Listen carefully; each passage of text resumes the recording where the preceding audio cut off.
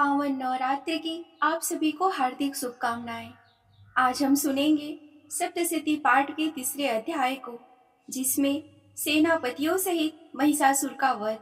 तो चलिए इस अध्याय को आरंभ करते हैं। ऋषि कहते हैं, दैत्यों की सेना को इस प्रकार तहस नहस होते देख महादैत्य सेनापति चिक्षुर क्रोध में भरकर अंबिका देवी से युद्ध करने के लिए आगे बढ़ा। वह असुर रणभूमि में देवी के ऊपर इस प्रकार बाणों की वर्षा करने लगा, जैसे बादल मेरुगिरी की शिखर पर पानी की धार बरसा रहा हो। तब देवी ने अपने बाणों से उसके बाण समूह को अनायास ही काटकर उसके घोड़ों और सारथी को भी मार डाला। साथ ही उसके धनुष तथा अत्यंत ऊंची ध्वजा को भी तत्काल काट गिराया। धनुष कट जाने पर उसके अंगों को अपने बाणों से बीध डाला। धनुष, रथ, घोड़े और सारथी के नष्ट हो जाने पर वह असुर ढाल और तलवार लेकर देवी की ओर दौड़ा। उसने तीखी धार वाली तलवार से सिंह के मस्तक पर चोट करके देवी की भी बाएं भुजा में बड़े वेग से प्रहार किया। राजन, देवी की बाह पर पहुंचते ही वह तलवार टूट गई। फिर तो वह क्रोध से लाल आंखें करके उस राक्षस ने सूल हाथ में लिया और उसे उस महादैत्य ने भगवती भद्रकाली के ऊपर चलाया। वह सूल आकाश से गिरते हुए सूर्यमंडल की भांति अपने तेज से प्रज्वलित हो उठा। उस सूल को अपनी ओर आते देख देवी ने भी सूल का प्रहार किया। उससे राक्षस के सूल के सैकड़ों टुकड़े हो गए। साथ ही महादैत्य चिक्षुर की धज्जियां उड़ गई। वह प्राणों से हाथ धो बैठा। महिषासुर के सेनापति उस महापराक्रमी चिक्षुर के मारे जाने पर देवताओं को पीड़ा देने वाला चामर हाथी पर चढ़कर आया। उसने भी देवी के ऊपर शक्ति का प्रहार किया, किंतु जगदम्बा ने उसे अपने हुंकार की आहट से निष्प्रभ करके तत्काल पृथ्वी पर गिरा दिया।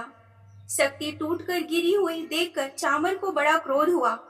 अब उसने सूल चलाया, किंतु देवी ने उसे भी अपने बाणों द्वारा काट डाला।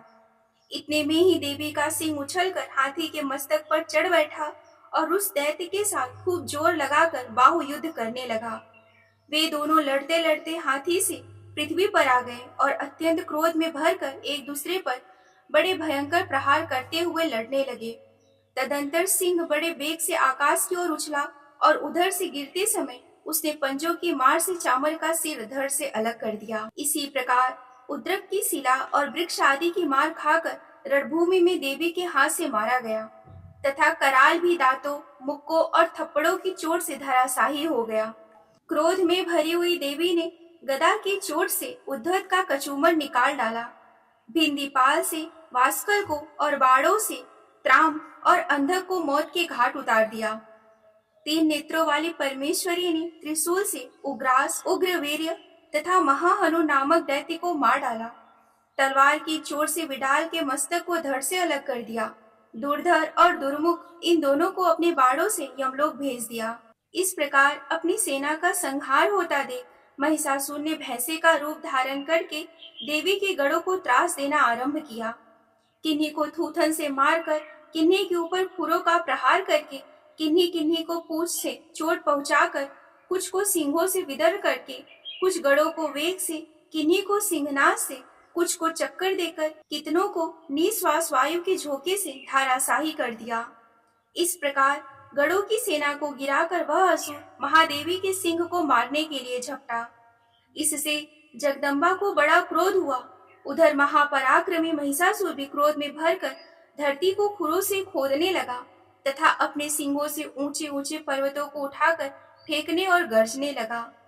उसके वेग से चक्कर देने के कारण पृथ्वी क्षुब्ध होकर फटने लगी।